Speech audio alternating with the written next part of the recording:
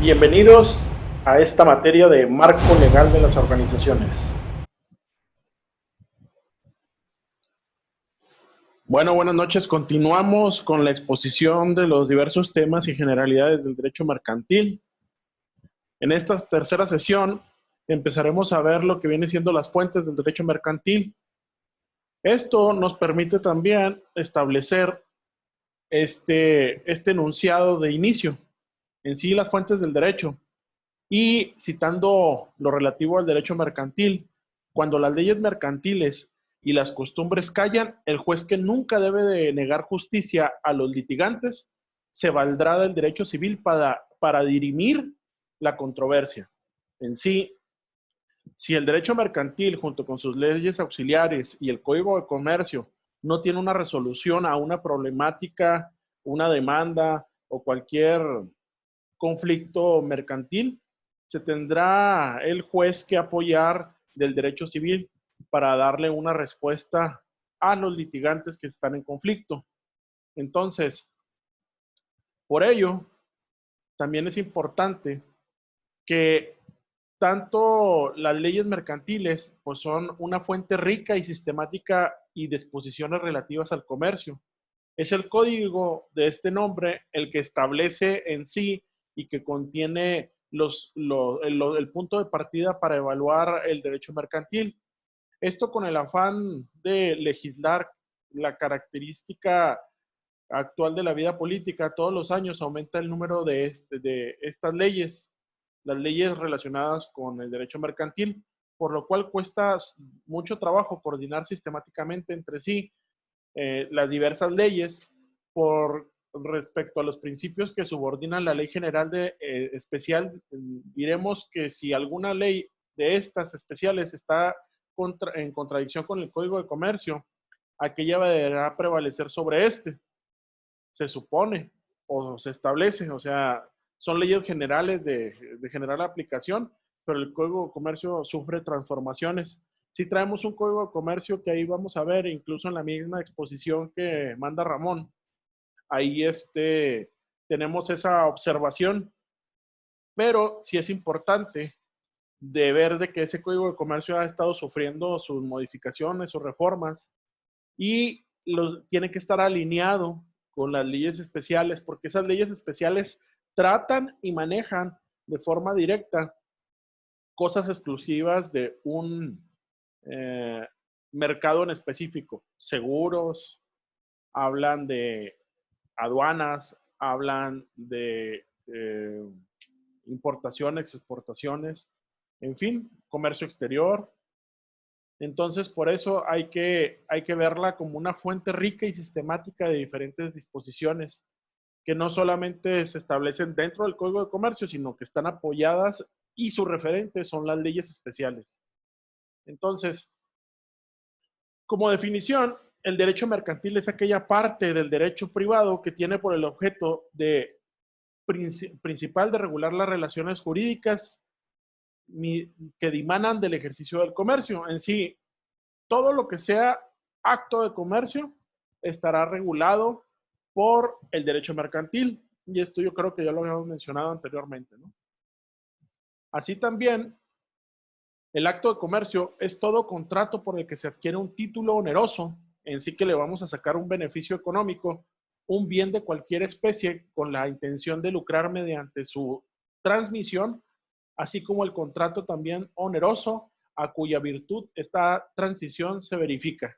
Una vez de que se verifique, una vez de que se concrete esa compraventa, ese intercambio de mercancías que le voy a sacar un beneficio, no necesariamente tiene que haber un intercambio monetario o un beneficio directamente monetario, sino una vez agregándole a lo mejor un plusvalor a esa mercancía adquirida, posteriormente se le tendrá un beneficio económico.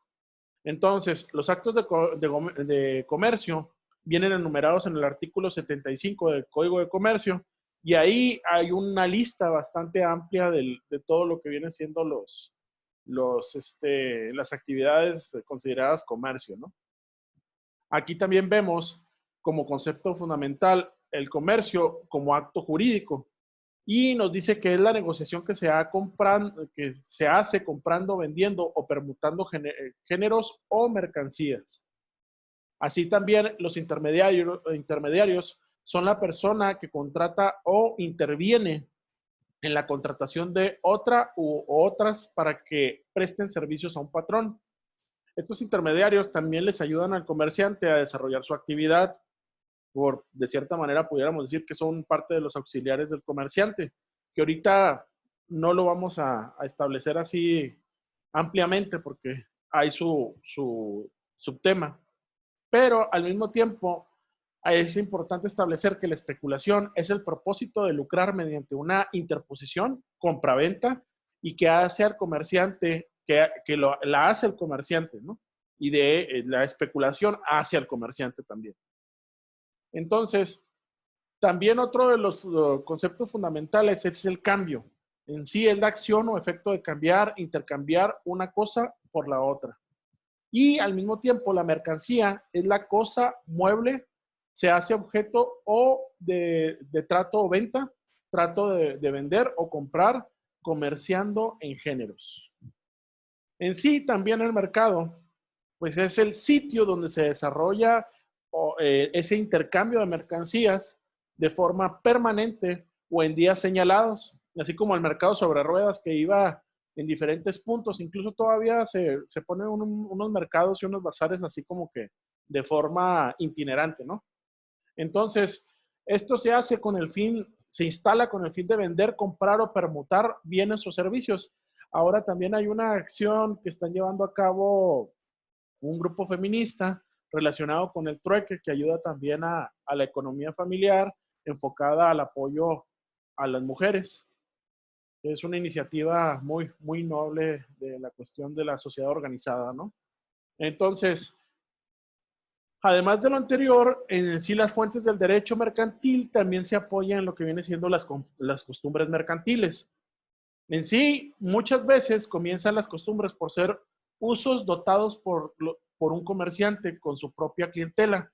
Un comerciante estipula o trata o establece un mecanismo de cómo entregarle la mercancía, cómo checar de que le entregan un cheque con fondos, en fin. O sea, él empieza o empiezan los comerciantes a establecer su forma de generar costumbres después de llegar a ser propios de un ramo del comercio, hasta que en ocasiones se extiende por toda la nación o hasta por fuera de sus confines. Divídanse las costumbres en generales que se siguen en todos los ramos del comercio y en todos los países locales cuya esfera de acción se limita en un lugar, como una plaza, la bolsa, la aduana, etcétera, y especiales que son subpropias de ciertos ramos del comercio. Por ejemplo, el comercio al por menor, el comercio ambulante, el comercio en vinos, el comercio en verduras. Por decir, el ambulantaje es una forma de usos y costumbres relacionadas con ¿cómo se dice? Una costumbre especial, pero en sí, pues se acostumbra a que haya changarritos, han tratado de regularlos, de dar un permiso especial para que se establezcan en cierto lugar, pero venden, no es un negocio totalmente establecido que tenga un local, pero sí lleva una acción de comercio. Por eso también las autoridades han tratado ¿cómo se llama?, de regular un poco eso, darle un orden, nada más para darle una certeza al comprador, sobre todo. Y sobre todo también si son de alimentos, pues que tengan los lineamientos adecuados. Ahora, costumbres mercantiles generales, pudiéramos decir el proceso que se lleva de compraventas de mercancías en las aduanas, cómo ingresan, cómo salen. Ese pudiera ser algo muy general, porque en todas las aduanas se lleva un mecanismo muy similar, que llevan una inspección. Ahora también, hablando de comerciante, que esta definición la traen, creo, ahí en ¿cómo se llama? En las exposiciones del día de hoy. No voy a ahondar mucho, pero es la persona que desarrolla el comercio como su profesión. Son aplicables las leyes especiales para ¿cómo se llama? El ejercicio del comerciante. Y su función del comerciante es, pues, la mediación colocado entre el mundo de productores y los consumidores. Él está ahí en medio, comprándole a quien produce y vendiéndole a quien quiere consumir como final. Ahora, él también puede venderle a otros comerciantes, no necesariamente al consumidor final. Y de forma general, establecemos entonces que las fuentes del derecho se definen como las diversas formas del desenvolvimiento del derecho a las cuales debe acudirse para conocerlo y aplicarlo. Primero tenemos que conocer cómo se estructura, qué son las fuentes del derecho y de acuerdo a las fuentes, cómo lo vamos a aplicar, porque ahí nos van a estar diciendo cómo se debe aplicar, a quiénes se le aplican y cuáles son los tiempos en los que se deben de hacer ciertas actividades o cuáles actividades están dentro de ese sujeto, ¿no? Entonces, es el fundamento, el principio, el origen de la norma jurídica y particularmente del derecho positivo en un estado en una determinada época. El derecho positivo en sí es el derecho que se está aplicando para que funcione o de forma práctica ese derecho, ¿no?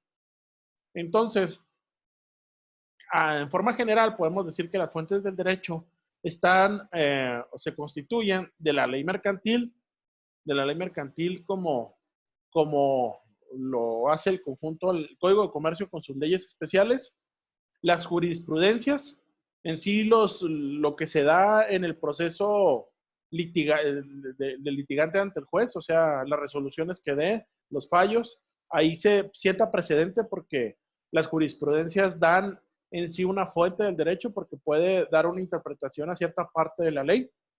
Los usos y las costumbres que estuvimos viendo ahí, los usos generales y los usos especiales para cada tipo de giro, por ejemplo. Y la doctrina también es importante como una fuente del derecho. Entonces, vamos a seguir viendo estos puntos de fuentes del derecho ya de forma específica y ahondar un poco más en ellos. Entonces, este es el primer video de la serie de la tercera sesión. Por mientras detenemos la grabación y continuamos. Gracias.